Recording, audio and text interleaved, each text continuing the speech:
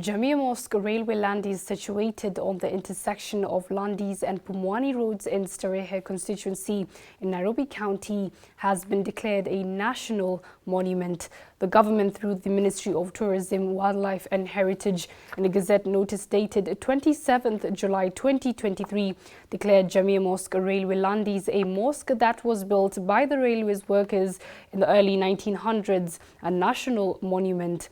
The Landhis Mosque has a capacity over 1,000 worshippers. In 1899, when the railway line reached Nairobi, two mosques of mabati structure were constructed near the railway station in Mudhura area. One of the mosques, constructed from the material obtained from the dismantled mosque at Kilindini, Mombasa, came to be known as the Jamia Mosque Railway Landhies. Our forefathers, who were employees of the railway, came here, migrated here in the early 1910s, 1920s, some even in the late 1800s. And being staunch Muslims, they were never far from their religion.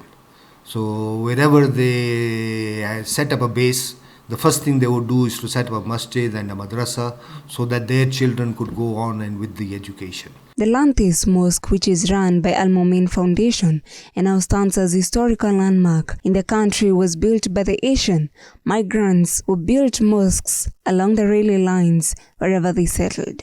The Landhis Masjid actually started in the early 1900s when the railway reached Nairobi. Initial railway line was laid from Mombasa till Nairobi, and in Nairobi they came to rest for some time before they proceeded up country.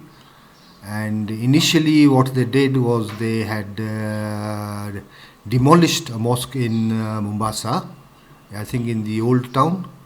It was a tin mosque which was demolished, and it was brought and erected in present day Muthurwa. The only thing that I'll add over there is that the whole masjid was made with donations from the railway employees.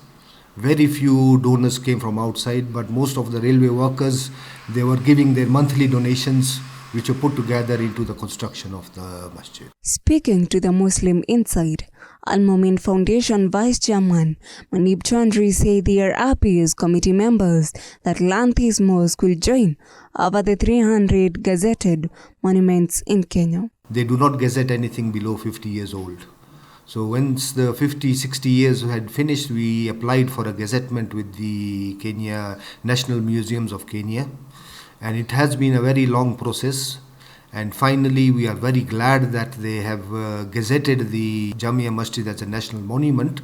And hopefully, the minister will put his pen onto paper and give us the good news very soon. In an interview with Horizon TV, the Imam of Landhis Mosque for over 20 years now says he is pleased to see the mosque recognized as a national monument, noting that it was the first mosque in the country to start Quran competitions. Nimekuwa katika msikiti wa Landhis kwa muda mrefu, kuanzia kwa muda wa miaka 20, from 1999 mpaka leo. Msikiti wa Landhis ni mmoja katika misikiti ya zamani sana hapa Kenya. Imejengwa na ndugu zetu waliokuja kutoka Pakistan, kutoka India, wakija kujenga railway katika mchango wao wa taifa la Kenya. Wakajenga railway mpaka Nairobi, na ndio maana ukaitwa msikiti railway Landhis Mosque. On Friday, Cabinet Secretary Tourism, Wildlife and Heritage, Penina Malonza, through a Gazette notice dated July 27, announced Jamia Mosque Railway Landhis as a national monument. The Gazette notice read, and I quote, "In exercise of the power conferred by Section 25(1)(b) of the National Museums and Heritage Act, the Cabinet Secretary for Tourism, Wildlife and Heritage declares all that structure known as Jamia Mosque Railway Landhis, situated on the intersection of Landhies and Pumwani roads in Starehe constituency, Nairobi County, which she considers to be of architectural, historical and social cultural interest, to be a national monument within the meaning of the Act." We are very glad that the process of the gazettement of the Landhis Masjid has finally come through. and hopefully, inshallah, there will be no objections from any public sector in the next 60 days, and looking forward to the final gazette notice from the CS, inshallah. Al-Mamin Foundation leadership is confident that the mosque will finally get the status it deserves. The architecture and the construction of the masjid was done keeping in line with the Mughlahi architectural design. If you look at the photographs, or if you've had a chance to visit the masjid yourself, you'll see that the arches and the floral patterns created on it have been done initially during the construction. And the painting was done on the dome inside the masjid.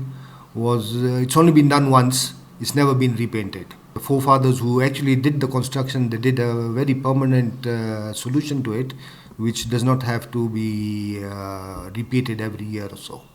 Landhis Mosque, which lies on approximately 1.3 acres of land, has several projects across the country, including madrasas, mosques and schools under its name. Reporting for the Muslim Inside, I'm Landhis Mosque.